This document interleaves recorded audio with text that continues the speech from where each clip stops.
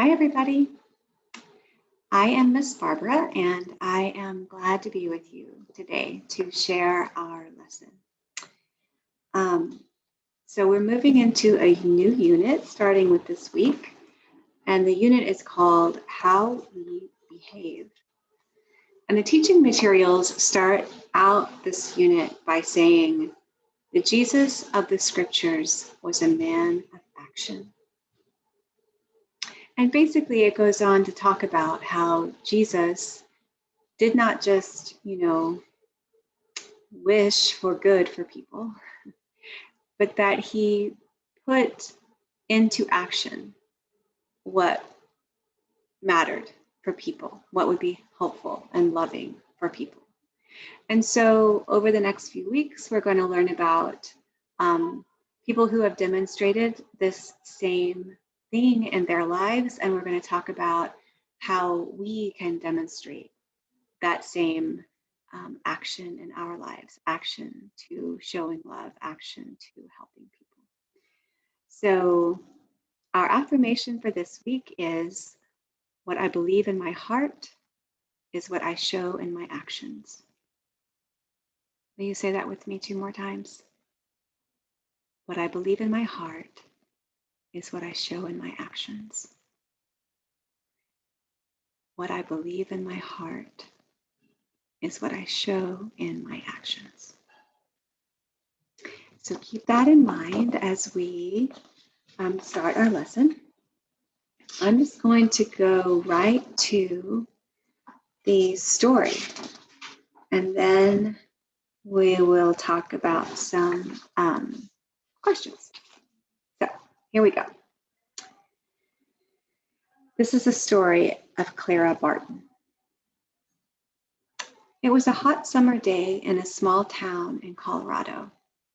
A teenage girl named Ashley asked a group of younger children, "Who wants to play tag?" A chorus of "I do" rang out as a whole bunch of kids ran outside. Other children stayed inside and colored pictures or played board games. Everyone was having a good time, which might seem hard to believe since a forest fire was burning nearby. But the kids and their families were safe at a shelter, a place where people could stay until the fire was out. Even though the families couldn't go home for a while, they had food to eat and places to sleep. And thanks to 3 sisters, Ashley, who was 17, Lisa, who was 15, and Allison, who was 12, the children at the shelter had fun games and activities to play. The 3 sisters were volunteers for the Red Cross. What is the Red Cross? I'm going to pause for just a moment and share my screen with you. Let's see, which one is the right? Oh, well, this won't be what I really want to show you. Oh, well, it's not the picture that I expected it to be, but this is the symbol of the Red Cross, this red cross on a white background here.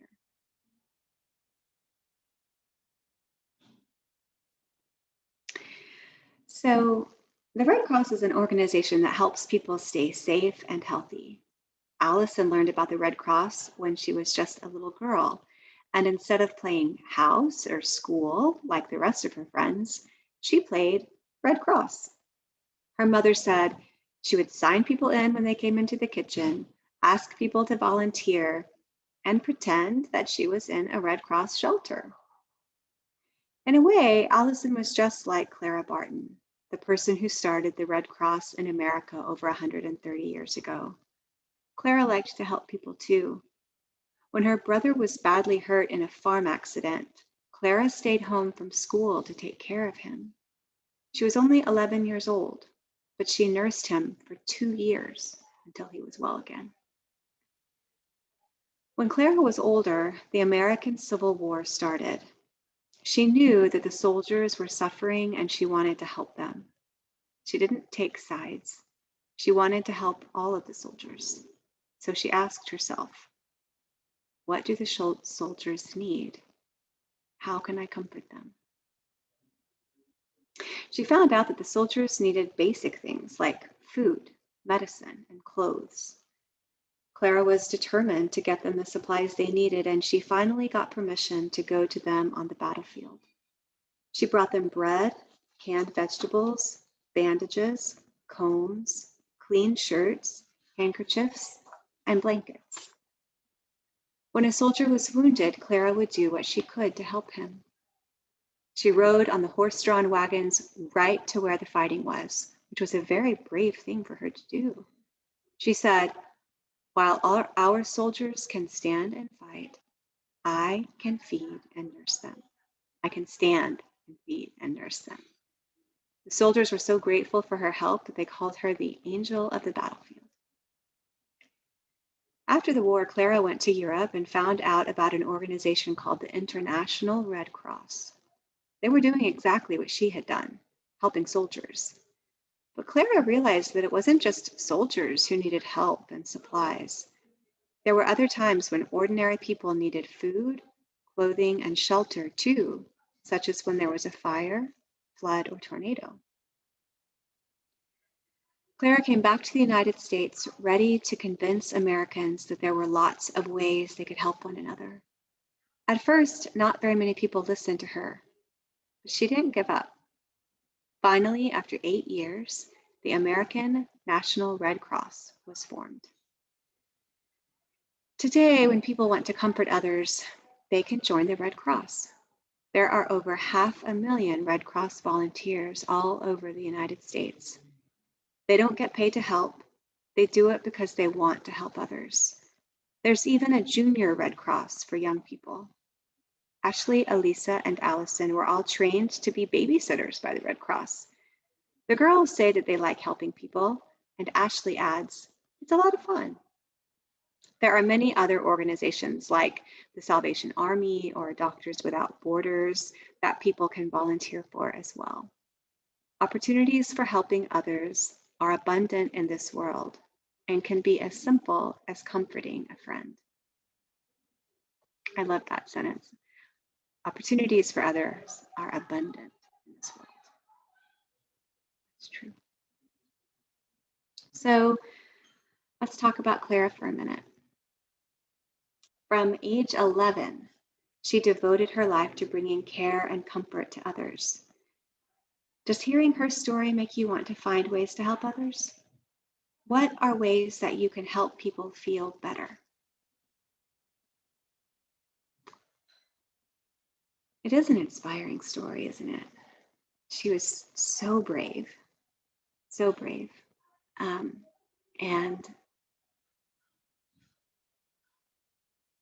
And so let's just think for a minute about how we might be able to help one another.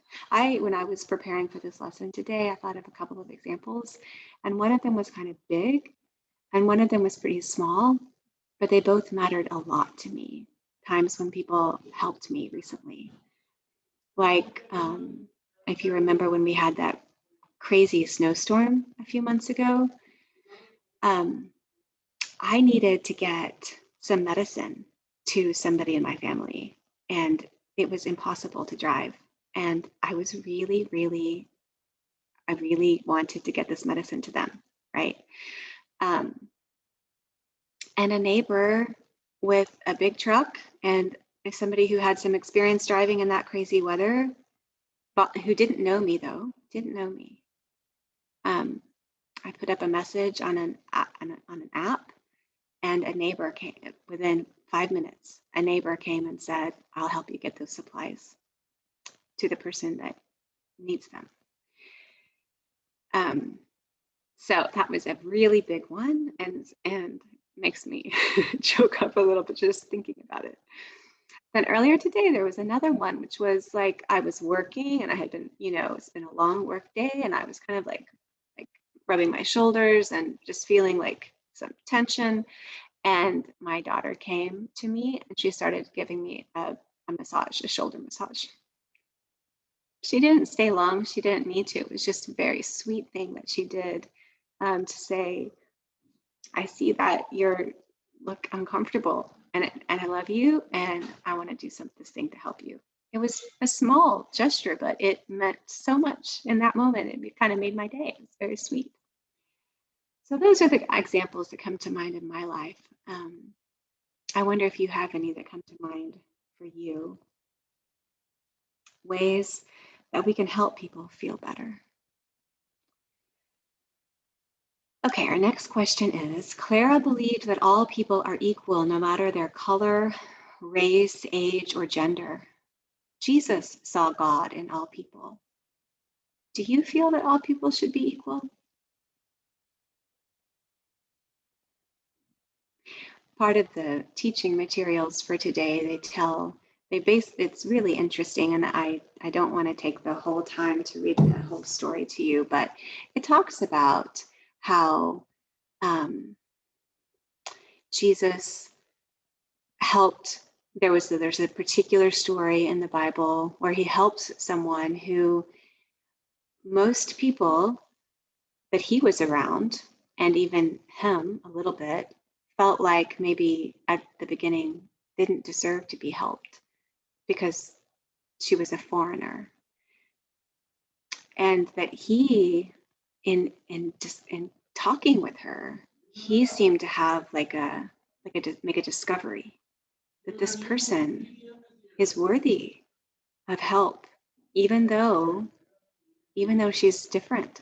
She's different from me, right? So I loved that. I loved reading that because I thought, well, gosh, if Jesus needed to make that discovery for himself, then it makes sense that we also need to or have room to make that discovery for ourselves as well. That really, even though we seem so different from other people, sometimes, we can look different, act different, be older or younger, or we can, different gender. The reality is we are all expressions of God, and we are all worthy and deserving of one another's help. And so that was just a great kind of inspiring story for me to read today, and a reminder of our unity with one another. Okay, one more discussion question. Clara lived over 100 years ago. So it gives her dates of birth. She was born in 1821 and she died in 1912. Things were very different then. Can you imagine her courage to stand up for women's rights and equality? Yeah, I think it's kind of hard for us to imagine because, but I bet we can. She really had to persevere. She had a vision, an intention, strong intentions from her whole life about how she could help people, and she had to probably convince a lot of people. And the story tells us she had to work for more than 8 years, I think, to get enough people to listen to her that she could form the American Red Cross.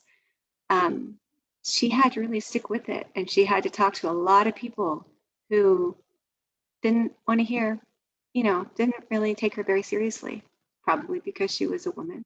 That might have been part of it. But she stuck with it. She stuck with it. She had a purpose. And how inspiring is that, right? How often might we get just told no or discouraged from something that's really meaningful to us? And it's just a good reminder, her story, I think, to stick with it, to have that conviction within ourselves, and to know that, we're not just doing this alone. We've got, when we're motivated by the desire to do good in this world, we have so much power. So much power. She had so much power. She persevered and she did something amazing. She created this organization that people still today volunteer with. Over, what was the number? It was a huge number of people, volunteers around the world, in America. Let's see. I've lost it, but Anyway, it was in our story. I won't keep looking for it, but it was a lot of people even today that still volunteer for the Red Cross to help other people. And when there are disasters, when there are tornadoes, when there are floods, to lend a hand to a neighbor. So I really enjoyed learning about Clara Barton's life, and I was inspired by that story, and I hope that you enjoyed it too. I think probably the last thing before we close out our lesson is maybe to give a few minutes of thought after this lesson today to what action you might be able to take to reflect the goodness in your heart, your desire to help others, what action you might take. Those, like I said, those actions can be big or they can be small, and they all matter. So one of the suggestions in the materials are notes, like notes of love or notes of appreciation or encouragement. You could think of somebody in your life who you want to give a little boost to, who you see could use a little boost in their day, and give them a note of appreciation. That would be so nice. Just one more thing, one of the other things that I underlined in our story was the part where it says, Clara asked herself, what do the soldiers need and how can I comfort them? And I thought that's so great, right? When we see somebody in our lives, or in our neighborhood or in our city, someone around us who is needing something, who is suffering, we can ask ourselves that question: what does that person need, and how can I comfort them? It's such a great and powerful way to be in this world. How can I help? So I think that's it. I think we've probably about covered it for today. I really enjoyed getting to share this with you. I miss being in the classroom with you, and I know the other Sunday school teachers do too. And we hope to see you soon. We hope that you're well. We think of you often. We pray for you often. So let's do our blessing and then our prayer for protection. First of all, we love you. We bless you. We appreciate you. We behold the Christ in you. Know that you are loved. And then let's do our prayer for protection. The light of God surrounds me. The love of God enfolds me. The power of God protects me. And the presence of God watches over me. Wherever I am, God is. And all is well. Love to you all. I will see you next time. Bye-bye.